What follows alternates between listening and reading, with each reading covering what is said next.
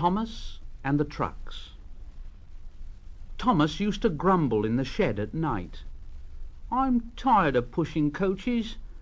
I want to see the world."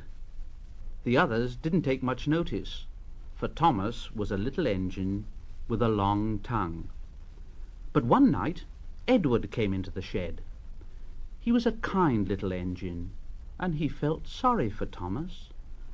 "Thomas, I've got some trucks to take home tomorrow.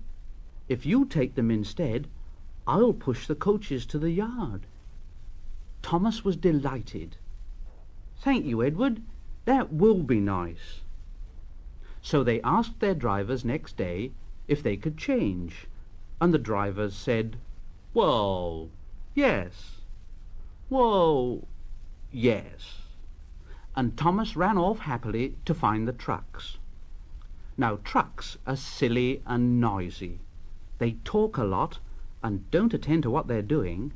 They don't listen to their engine, and when he stops, they bump into each other, screaming, "Oh, oh, oh, oh, oh, oh, oh, oh, oh, whatever is happening?" And I'm sorry to say they play tricks on an engine who's not used to them. Edward knew all about trucks, and he warned Thomas to be careful. But Thomas was too excited to listen. The shunter fastened the coupling, and the signal dropped. Thomas was ready.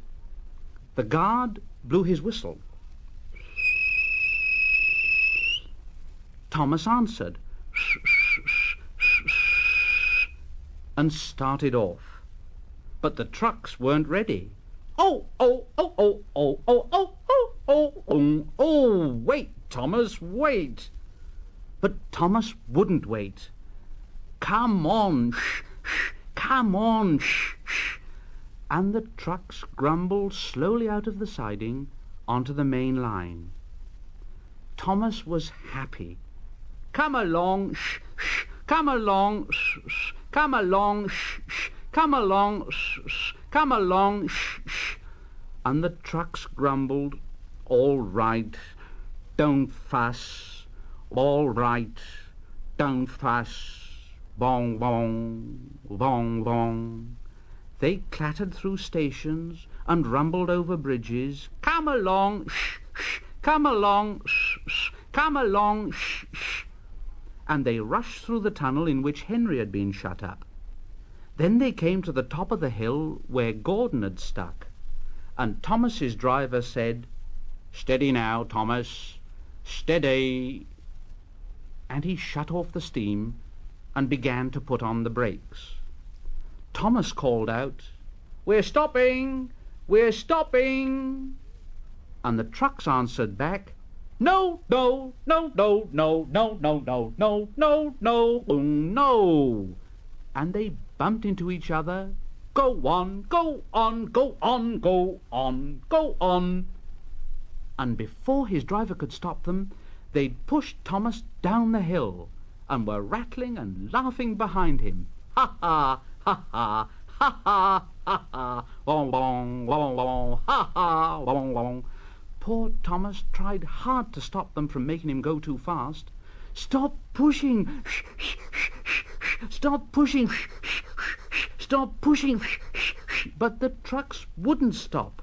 They just giggled in their silly way. "Ha ha, ha ha, ha ha, bong bong, bong bong, ha ha." Thomas was glad when they got to the bottom. Then he saw in front the place where they had to stop. "Oh dear, what shall I do?" They rattled through the station, and luckily the line was clear, and they swerved into the goods yard. Thomas put his brakes on tight, and he skidded along the rails. "Oh, I must stop!" And he shut his eyes tight. When he opened them, he saw that he'd stopped just in front of the buffers, and there, watching him, was the fat director.